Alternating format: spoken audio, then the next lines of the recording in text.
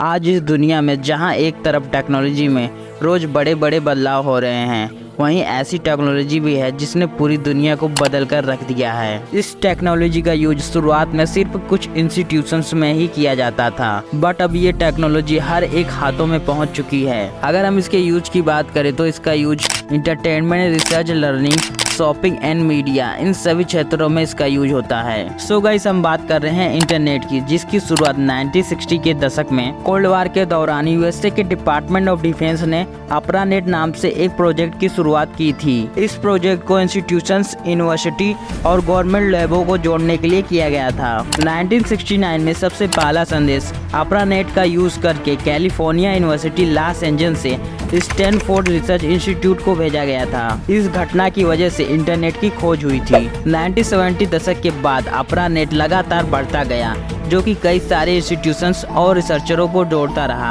हालांकि इंटरनेट को सबसे ज्यादा बढ़ावा तब मिला जब 1989 में ब्रिटिश कंप्यूटर वैज्ञानिक सर टिम बर्नर्स-ली ने वर्ल्ड वाइड वेब की खोज की थी, जिसे हम आम भाषा में WW के नाम से जानते हैं। वर्ल्ड वाइड वेब की खोज ही अपने आप में एक बहुत बड़ी खोज थी, क्योंकि इसकी मदद से हाइपर टेक्स्ट का यूज करके जानकारी को एक साथ जोड़ा जा सकता था, और साथ ही साथ नेटस्केप नेविगेटर और इंटरनेट एक्सप्लोरर जैसे वेब ब्राउजर की भी शुरुआत इसी समय हुई थी। 1990 के दशक में इंटरनेट धीरे धीरे इंस्टीट्यूशन से घरों तक पहुंचने लगा था। गूगल, एप्पल, माइक्रोसॉफ्ट और अमेजॉन जैसी बड़ी बड़ी टेक कंपनियां भी इसी समय इंटरनेट के मार्केट में कदम रखना शुरू करती हैं। 2000 के दशक में जब स्मार्टफोन आने लगते हैं तो इंटरनेट सिर्फ घरों तक सीमित नहीं रहता है, बल्कि सबके पॉकेट तक पहुंच जाता है। साथ ही साथ इसी समय सोशल मीडिया ऐप्स की भी इंटरनेट की शुरुआत होने लगी। इनमें से यूट्यूब, फेसबुक, ट्विटर और व्हाट्सएप अभी भी टॉप पर हैं। आज इंटरनेट एक मैसिव ग्रुप बन चुका है, जो कई सारे नेटवर्क और सर्वरों से मिलकर बना होता है। ये नेटवर्क आपस में छोटे या बड़े हो सकते हैं। इसे हम इस प्रकार से समझ सकते हैं, जिस एरिया का नेटवर्क जितना बड़ा होता है, उस एरिया में मोबाइल टावर्स की संख्या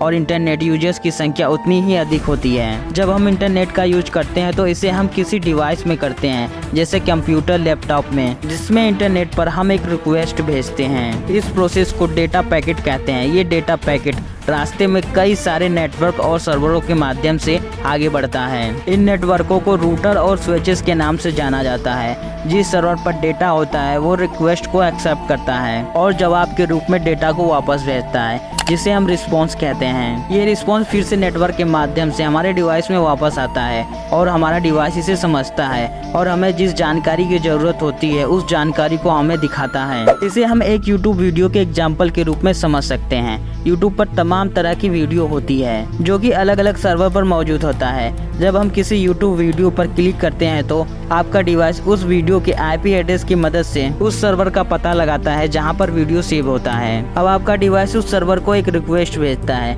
जब ये रिक्वेस्ट उस सर्वर तक पहुंच जाता है, तब वो सर्वर रिस्पॉन्स के रूप में वीडियो को आपके डिवाइस तक पहुंचाता है। इस बीच जितना समय लगता है उसे लोडिंग टाइम कहते हैं। जैसे जैसे इंटरनेट की जनरेशन बढ़ती जाएगी, लोडिंग टाइम उतना ही कम होता जाएगा। इंटरनेट के यूज से हमारे जीवन में काफी तेजी आई है। हालांकि इंटरनेट का कई लोग मिसयूज कर रहे हैं। इंटरनेट के यूज से साइबर क्राइम को भी बढ़ावा मिला है। इंटरनेट का यूज करते समय हमें पर्सनल डेटा का भी ध्यान रखना चाहिए, जिससे हमारा मिसयूज ना हो सके। आई होप कि ये वीडियो आपको पसंद आई होगी। Thanks for watching.